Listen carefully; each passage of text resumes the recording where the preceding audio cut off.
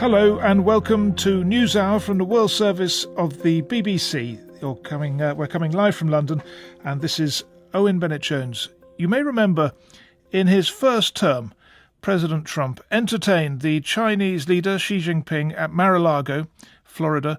That was April 2017, and led to that extraordinary moment when Mr. Trump ordered US airstrikes on Syria while Xi was still at the dinner table.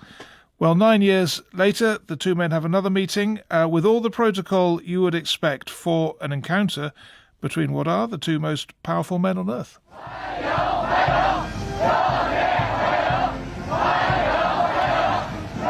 Donald Trump has been saying this trip will be very special.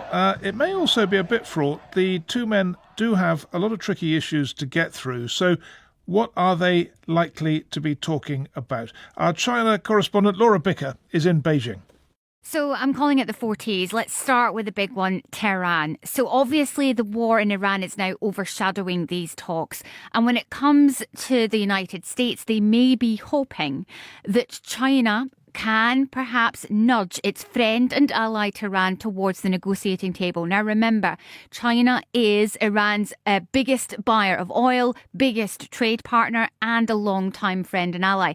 So it may well be, using that economic and political leverage, the US will hope that China can give them a hand here. However, it will be interesting to see how willing Beijing is to do that. They have been working behind the scenes. They have also been working with Pakistan on that peace proposal. However, China does not want to kind of wade too far into the Middle East conflict. Then we have trade and technology. When it comes to trade, the US really wants China to buy more American goods. And we think that will happen. More American soybeans, more American beef and more American planes. You've seen perhaps the entourage coming with Donald Trump that came down that red carpet just an hour ago. They included the CEO of NVIDIA, the American chip giant, and Elon Musk from Tesla. So you get an idea of what exactly Donald Trump is hoping for. He's hoping that China will open its market to the United States. And there's the final T. And that is Taiwan. And this is the difficult issue because for China, this is the main issue. They will want to pressure the United States to stop selling arms to Taiwan, the self-governing island that Beijing claims as its own. Now, we went to the city, the mega city of Chongqing to get an idea of China's strengths and weaknesses ahead of the summit. At dusk, Chongqing's skyline flickers into life like a vertical neon display of China's ambition and technological power. As guides tout for business, selling river cruises as the best seat to see the city. It's been 8 years since Donald Trump's last visit to China, and he's facing a far more confident rival. Here, some had a message for the US president. I hope Trump can respect the common will of people around the world. He should know that we share the same world. He should not always put America first.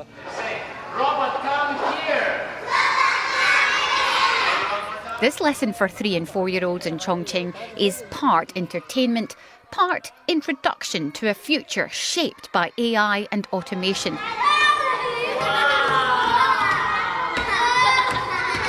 And let's face it, there's just pure joy in watching a robot dance. China is investing heavily in robotics and coding. However, it needs America's help. Not just to buy high-end computer chips to help program the robot brain, but Professor Da Wei from Tsinghua University believes that together the two superpowers could help mitigate the risk that AI poses in the wrong hands. The technology is developing very, very fast. So if we don't work and try to govern it effectively in next, I guess, 1 or 2 years, it will become kind of out of control. Then we won't have that opportunity again. Elsewhere in the city, cars are getting their final checks before being shipped abroad. This city is part of China's rise as the world's biggest car exporter. A challenge for a US president that's obsessed with manufacturing and the auto industry. Lucia Chen is a saleswoman for Sahiyu. Whether or not the US needs Chinese electric vehicles, our development and sales won't be constrained by that. You don't really need the United States, do you? We mainly export to the Middle East, Asia, and South America. We don't rely on the US markets. The cars are even shipped straight from here to Europe and Southeast Asia via new rail links. This country is doing what it can to move away from past dependence on sales to the US. China is also trying to be a bit more, trendy. This city's image has been amplified with the help of influencers. Now, what's happening here is there's a line of people with their mouths open and they're looking for that perfect Instagram shot where the train heads into their mouth. So it looks like they're eating the train. But from this angle, obviously, it looks rather strange. Here comes the train. The mouths are open and ready. Photographer Mr. Wang is profiting off the city's newfound popularity. I feel like China is getting more connected to the world, more integrated with the international community. I feel like the world is like a big family. And yet we found streets behind the futuristic skyline where workers in their 50s and 60s were shifting heavy loads and selling fruit and veg for just a few dollars a day.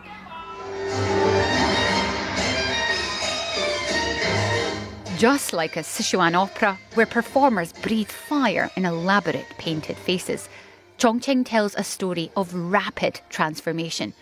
But this carefully curated image masks sky-high local government debt, high unemployment and uneven growth. China needs Donald Trump to end his tariffs and the war in Iran, which is adding to those pressures. That's why President Xi will see these talks as a chance for China to push forward with its ambition to be modern, resilient and increasingly capable of rivaling American power. And that was Laura Bicker on the Chinese context for these talks. What about that last point? Who does have the most power at the moment in this relationship, China or the US? In GDP terms, the US remains well ahead. China's got a GDP of around $19 trillion compared to $29 trillion for the US. But then again, the US has much more foreign debt. And there's more to it than that. There's military strength, trade alliances, soft power and so on. Lee Jones is a professor of political economy and international relations at Queen Mary University of London. And he gave us his summary of the relative power of the US and China at the moment. In abstract terms, the United States is much more powerful than China. But if you look at what's happened over the past year, who has played their hand better, who has been able to withstand pressure, who's won the game of chicken, you'd have to say that China is holding the cards. It has managed to withstand a huge amount of pressure from the United States around tariffs. It has retaliated with its own export controls on rare earth elements, which are used in many fields like motors, like to do defense applications, and really terrorize the United States into backing down on its own export controls around things like semiconductors. And this is why we had a truce declared between the two sides in South Korea last year. And China has enjoyed an overall tariff rate that's well below key American partners, like India, for example. So the Americans are trying to get them to gang up against China. So China, I think, is just to pin down that point. You're basically saying US tariffs, on, as far as China is concerned, haven't really worked. Well, they certainly haven't forced China to capitulate. China is the only country on the planet that has retaliated to American pressure, and the Americans have capitulated themselves on a number of key areas and backed down and entered into tortuous negotiations with China that don't really seem to have yielded very much. And most people are not expecting the summit to yield any major changes or any grand bargain of the sort that Trump seems to be seeking. So when you look at other elements of, other metrics that we could use to measure the power of these two countries, I mean, in military terms, again, the US is dominant, right? The US is dominant in terms of its overall, the size of its defense establishment, the size of its defense spending. But as we've seen with the Iran war, which is shaping up to be the biggest strategic defeat for the United States since the Vietnam War, having all the guns and bombs and missiles and so on doesn't necessarily allow you to get what you want. It's often very difficult to translate military power into the desired political outcomes. And even a country like Iran, which is, fairly crabbed and backwards and has been subject to American sanctions for a very long time, which has had a very bad impact on the economy, they've been able to withstand American pressure, and the United States has been humiliated. So a big advanced military does not necessarily get you what you want. And I think the war has actually exposed big holes in the American security umbrella. They've had to withdraw a lot of forces from the Indo-Pacific, for example, and reroute them to Iran. And I think it's really exposed the weakness of American bases and their exposure to missile attack. And we're both in London and, seeing it from the Western side because we're both living here. But when you look at it globally, who has the soft power advantage, China or the US? So for a long time, this has been an area of Chinese weakness, that the United States is thought to be the state that has the soft power. The concept of soft power was invented to describe the United States. And soft power is the force of attraction. It's the idea that people like you and they want to be like you, and they'll therefore do things that you want them to do. Well, the power of attraction has turned to the power of repulsion under Trump. So even close American allies are being repelled by what Trump is doing. And China has been weak. It's not seen as very attractive or having a very accessible culture. The Chinese have been trying to catch up in soft power through various explicit top-down strategies which don't really work. But China can frankly just sit on its hands right now and watch the United States burn through its remaining soft power and benefit simply by being more reasonable, more rational, more stable. It seems to me, if I was summarising what you're saying the US may have strengths still, but the trend is in favour of China. The trend is in favour of China. China can play the long game, as it's often said. Trump is in Beijing looking for quick wins, big headline deals on things like semiconductors, aircraft, and agriculture that he can sell back home to his domestic constituency as being a big deal, the biggest deal ever, blah, blah. But the really big structural issues, I think, are not going to be addressed. All the Chinese need to do is just hold off, try to alleviate the pressure and try to manage the pressure and wait for Trump to go away. And that was Lee Jones, Professor of Political Economy and International Relations at Queen Mary, London. You're listening to the World Service of the BBC.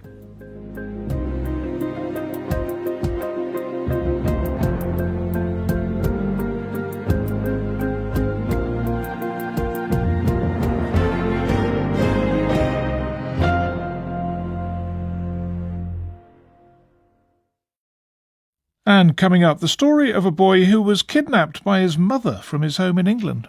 First few weeks, we'd always wear hats and glasses. I grew out my hair. We changed our names just to put people off a little bit. My mum was Rose, and then I chose Zach. Even in private, we'd call each other that. Well, he finally re-emerged, and you can hear his story in around 30 minutes' time in the programme. Some headlines. The man tasked with the planned reconstruction of Gaza has said Palestinians are not getting what they were promised, with more than 1 million still needing shelter. President Trump has been given a lavish welcome in Beijing, where he and American business leaders will hold talks with their Chinese counterparts in the coming hours. And the US Senate has approved Mr. Trump's nominee, Kevin Warsh, to be the chair of the Federal Reserve.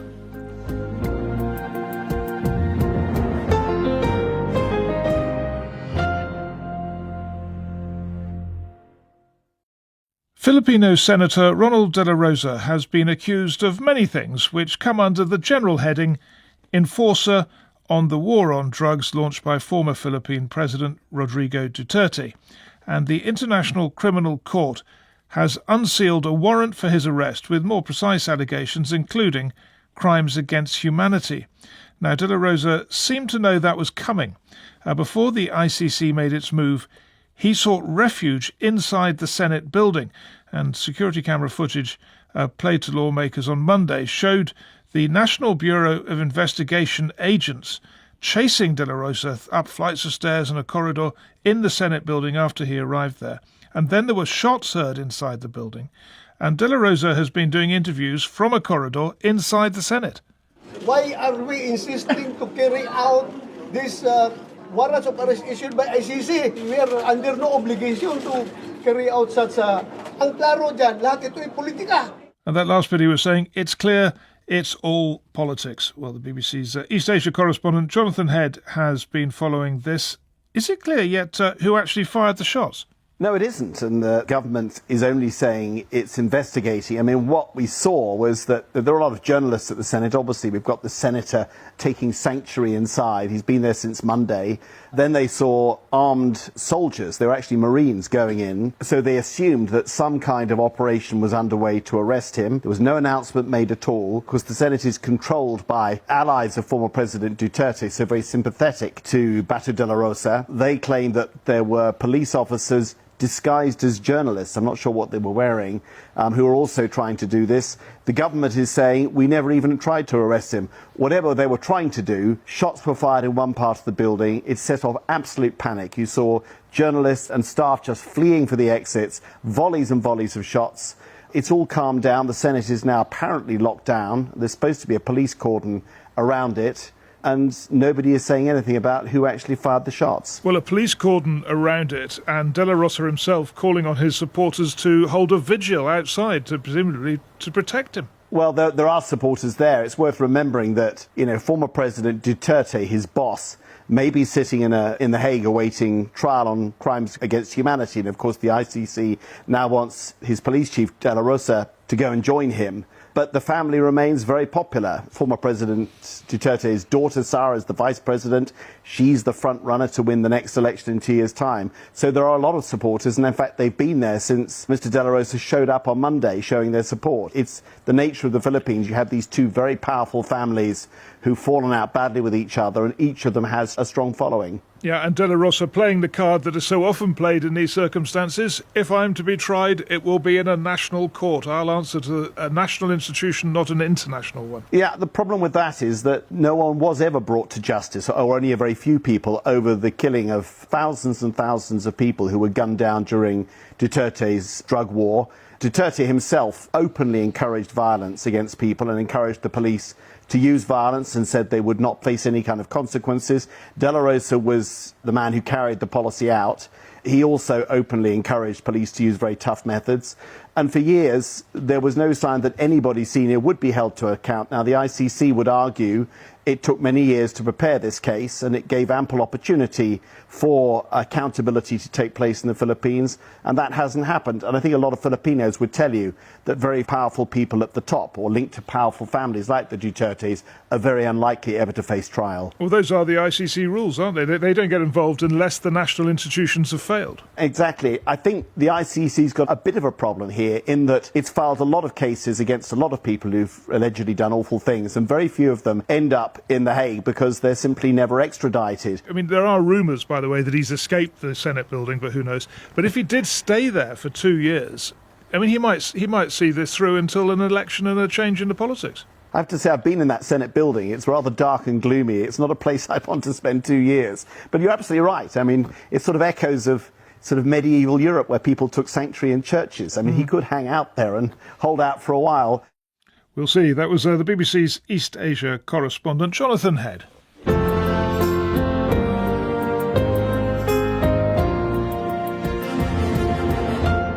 Why are some children more fussy about food than others? Could it come down in part to what the mother was eating when the child was in the womb? Well, a new scientific study has been trying to answer that, and James Menendez has been speaking to the lead author, that is Nada Riesland, a psychology professor at Durham University here in the UK. So she was talking about the transference of flavour from the mother to the fetus. People asked me before, what do we know? We know that flavors transfer from the mother's diet into the amniotic fluid, and especially garlic, anise, menthol, ethanol, licorice, etc. go into the womb. And we also know that from the third trimester onward, taste buds are fully developed in the fetus, and they have also a functioning olfactory system. We gave these fetuses organic kale or organic carrot, and we tried it out first of all with juice, but the mothers couldn't cope with that, so we gave these organic powdered kale and carrot, and they were also calorie controlled, so the fetus wasn't reacting to any kind of sweet calories which they got, okay? So what, you And then looked at their reactions, did you? I mean, using an ultrasound. Exactly. We used ultrasound and we looked at their reactions, and we actually coded their reactions frame by frame. So it's very fine-grained study, and looked at, did they react differently to kale or carrot? So at 32 weeks, when the fetuses got kale, they grimaced. When they got carrot, they smiled. At 36 weeks, the grimacing of the kale fetuses went down a bit. And then when we saw them at 3 weeks after birth, we just let them smell either kale or carrot. They actually liked the familiar taste which they had experienced in the womb. So the kale fetuses who had experienced kale when they were babies, they liked kale. They disliked the carrot. And when they had been given carrot in the womb, then they disliked the kale. And then what we were able to do is follow up these 3-week-olds. So we had seen the fetuses, then the 3-week-olds, and then we followed them up when they were 3 years old. And we still got an effect of familiar flavors experienced in the womb in their reactions to those flavors. So even though those 3-year-olds didn't have much experience with kale at all, they still seem to be less negative towards the kale than the babies who had actually experienced no kale before. Okay, so you could see a clear pattern of the babies getting used to the kale. It was quite a small study, wasn't it? So do you need to now expand it? We need a much, much bigger study, which we can kind of then use to show much more. Additionally to these studies like on kale or carrot or other flavors, we also need to test, for example, non-nutritional sweeteners, because some of them are really bad for the fetus and others might be better. So that would be another thing. And then the other thing, perhaps really importantly to say, when you said, oh, it's difficult to feed your children the greens. In every culture, you have got a varied diet, okay? So every culture, they kind of actually get the fetus used to whatever they are eating. And it has to be healthy food, okay? So whatever you eat in Japan, for example, if you get your child used to that, then they will like that food after birth. And the healthier the food you give to the mother when she's pregnant, the better it is for the child afterwards to actually eat that food. It's interesting, though, because, I mean, it does show, at least in the case of kale, that babies naturally don't particularly like it. And from what you've said, the mums don't particularly like drinking kale juice either, do they? No, but if you give them the capsules, that would be our study, which we want to do now, to test if we give these capsules to the mothers, so the mothers don't have to worry that they have to cook kale or even eat kale. They just eat a capsule like they would eat their vitamins. And then does it have the effect on the baby afterwards and the 3-year-old, basically, like longer afterwards, you see? Interesting. That was Nadia Riceland, a psychology professor from the University of Durham.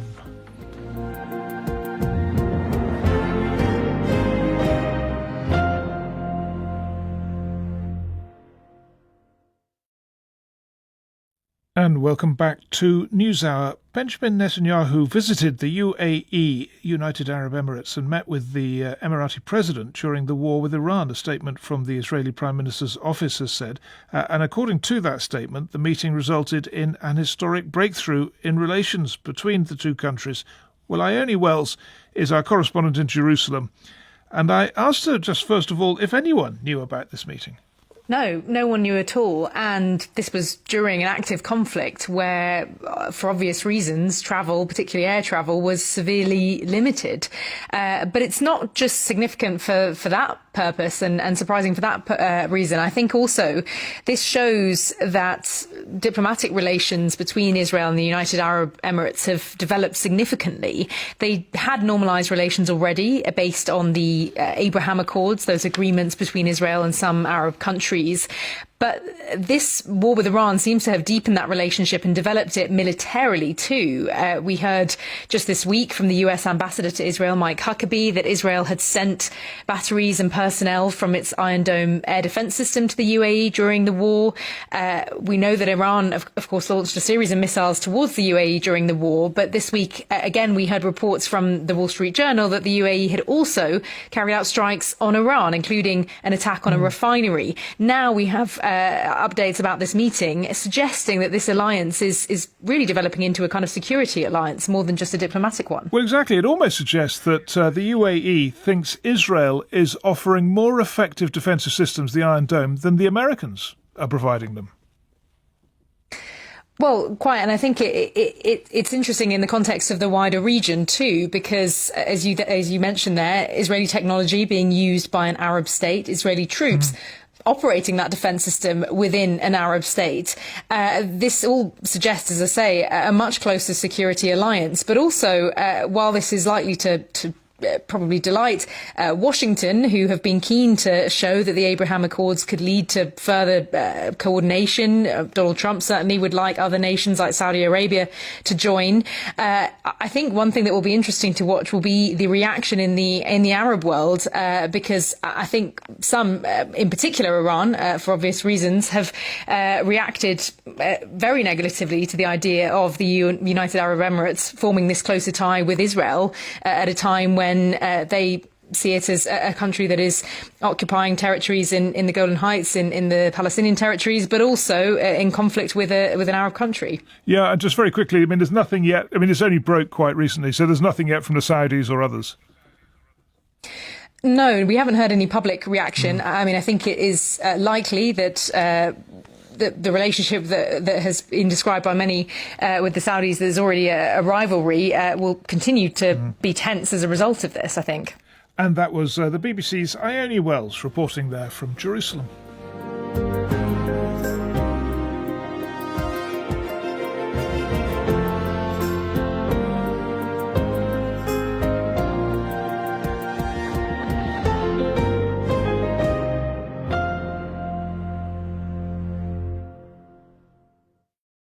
You're listening to NewsHour.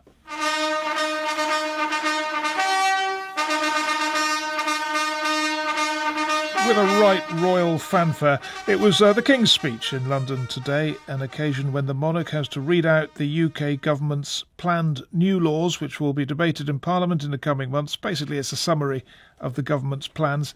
And the King addressed themes of economic security, the cost of living, and social housing. My government will seek to reinforce the long-term energy, defence and economic security of the United Kingdom as an essential component of strength on the world stage. This will include housing, which can be a source of insecurity for many people. My ministers will bring forward legislation to increase long-term investment in social housing and to reform the leasehold system, including the capping of ground rents. So, as that suggests, it has been a day of ancient protocol, but it was also a day of raw politics, because the British Prime Minister, Keir Starmer, is under pressure to resign just under 2 years after taking over with a big majority. Some members of his Labour Party think he's just not up to the job, and disastrous local elections last week for the Labour Party have given his critics an opportunity to try to bring him down. So, will he stay or will he go? Our British politics supremo, Rob Watson. That is the key question, and the answer is we don't know at this point, but the view inside the Labour Party is that he is a Prime Minister living on borrowed time. The question is just how much time, Owen, and in many ways it may be that today was the calm before the storm, because what we are expecting is that he may well indeed face a challenge to his leadership tomorrow from someone called Wes Streeting, who is currently the senior minister responsible for health, but he may well display his hand. But just to kind of zoom back a bit, Owen, I mean, Britain has once again plunged into a political crisis because the governing Labour Party is absolutely divided over who should lead them and what direction should that person lead them in. Yeah, exactly, because, I mean, there are 3 or 4, you mentioned Wes Streeting, and there are a few others who are sort of circling, but none of them seem to have a very clear policy programme, or am I wrong? I mean, I think that's largely fair. I mean, we know that broadly speaking, Wes Streeting is seen as more in the sort of centre of the party. One of the other candidates who's been talked about, Andy Burnham, is more on the sort of left of the party, and somebody else, Angela Rayner, formerly deputy leader, more on the left of the party. But you're right. I mean, none of them have quite set out a clear policy agenda. I mean, at this point, it's more a question of trying to persuade fellow Labour MPs that actually this is the time for a contest, because, again, the problem that Labour is facing is that it's divided, I'm going to be crude about this, Owen, into sort of three groups. Those who think it would be utterly nuts. I mean, why would you have a leadership contest now? The seventh Prime Minister in 10 years? I mean, that is the group that Keir Starmer and his supporters are in. Others who think, we need to have a leadership contest probably at some point, but not now, and we're not sure who we want to be leader. And then there's those who think, no, let's kind of crack on and have a leadership contest right now, but then they can't agree on who. That's why it is a muddle of the most kind of profound and tangible nature. Well, if those three groups are fighting it out, what's the mechanism? How does this get decided? Thank goodness, something tangible we could get onto, because the other question you answer, and believe me, nobody knows the answer to those questions. If you had Keir Starmer sitting here and not me, Owen, he wouldn't be able to answer it. But let me deal with the mechanism. So the mechanism is you would need 81, that's 20% of Labour MPs to back you. You would then have a leadership contest. And anyone who could get 81 backers amongst MPs could stand. Keir Starmer would automatically be allowed to stand, and then it would be up to Labour's governing body to decide how long that this contest might go on. You get the picture, it's not going to be pretty. And that was the BBC World Service UK political correspondent Rob Watson there. So, Cameron, May, Johnson, Truss, Sunak and Starmer, 6 British Prime Ministers since 2016, and as we've been hearing, there could be a 7th. The previous 6 Prime Ministers were there for a total not of 10 years, but 46 years. So what's going on? What's happening to UK politics?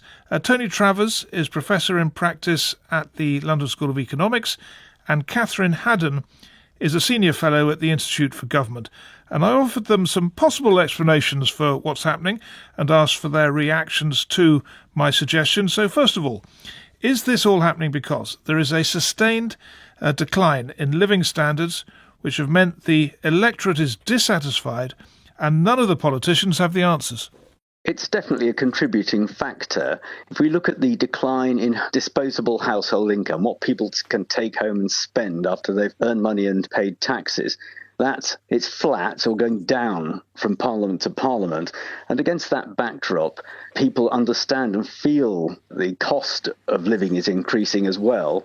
So it's hard for a government, any government, the previous Conservative one, this one, the Labour one, to offer the public the kind of obvious and perceptible increase in their household living standards that was once the norm. Growth is, after all, now at best 1% a year. It used to be 2.5% a year. Catherine, can you assess that one? And I'll give you another.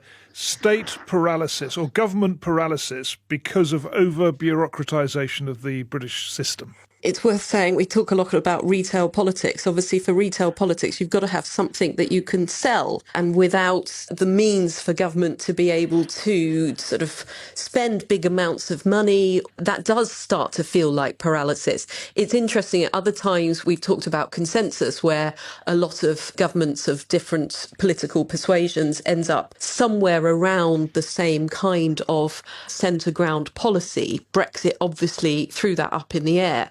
But nonetheless, a lot of the problem is that the things Tony's talking about, it both takes time for the state to be able to make changes, especially when you're talking about the quality of public services. Other issues are often outside of their control, or at least feel like it, when you think about the international state of affairs and particularly Trump's impact on the economy. Can I just sort of pursue this a bit more with you, Tony Travers? Because I think you probably know quite a lot about housing policy and how all that works. And the government came in saying they were going to build 1.5 million houses, and absolutely everybody said they wouldn't do it. And then the reforms they brought in were so sort of modest and incremental. It was sort of obvious from month 2 that it wasn't going to happen. And that frustrates people, doesn't it? Well, I think the general problem of over-promising and under-delivering frustrates people. I mean, the politicians are trapped in some ways because they need to promise, they write manifestos. However, in government, it proves incredibly difficult. I mean, to be fair to the current government, market conditions have made it far more difficult. But then, of course, you're still back in over-promising and under-delivering. It's not unique to housing, but it's certainly true there. All right, what about the explanation that this is all part of the Brexit aftershocks. We're still getting Brexit running through the system, ripping up British political attitudes, party loyalties and all that, and that's what's going on. I think there's no question that Brexit, whether you were a Leaver or a Remainer, had the effect of changing loyalties in politics. So the Conservative and Labour parties dominant in Britain since 1945, becoming a bit less dominant. But when Brexit came along, people often transferred their loyalties to Leave and Remain, and they are still identifying with Remain and Leave.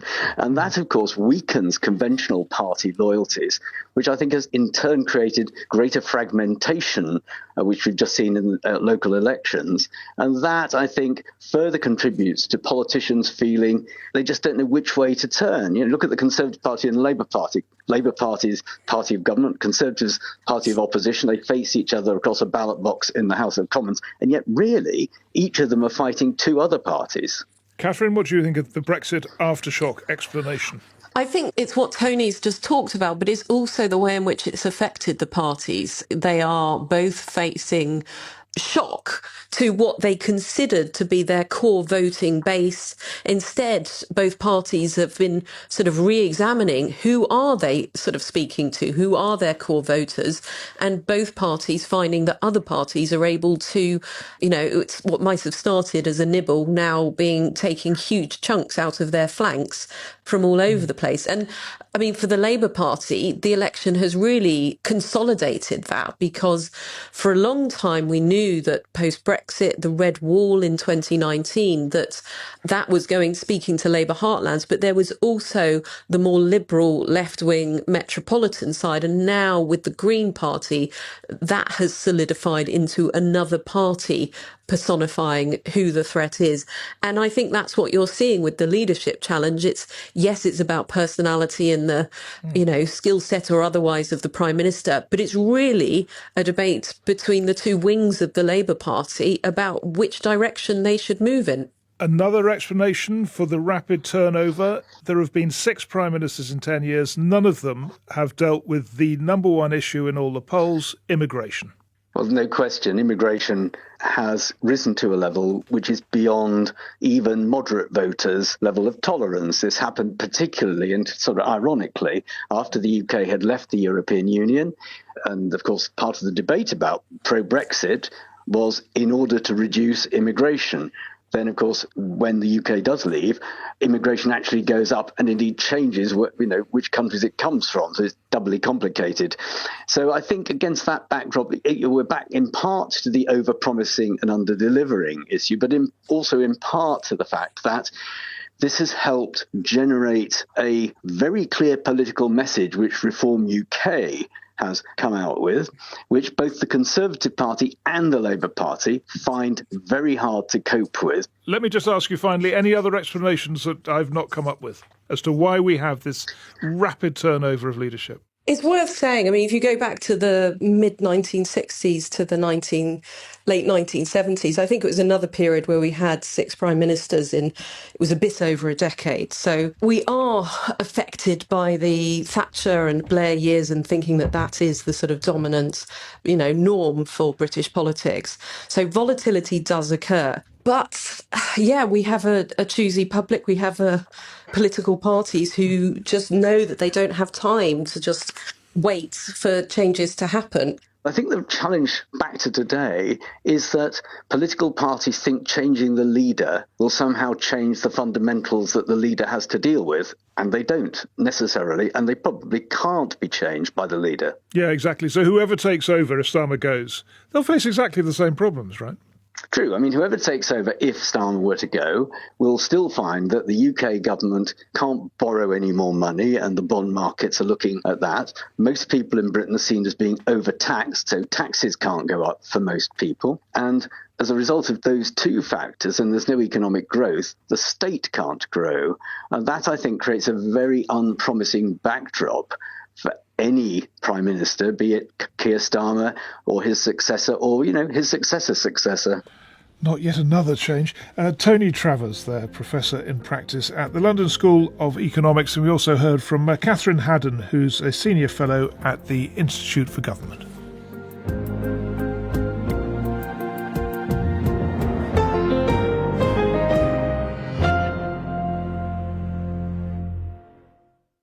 6 years ago, an 11-year-old British schoolboy, Alex Batty, vanished when he was on holiday in France with his mother and grandfather, and that sparked an international missing person investigation, but nothing was heard from him.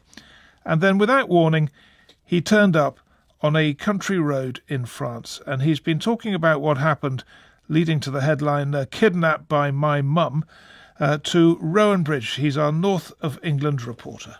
Hi, Grandma. I want to live with my mummy and granddad. It is 1 million times better.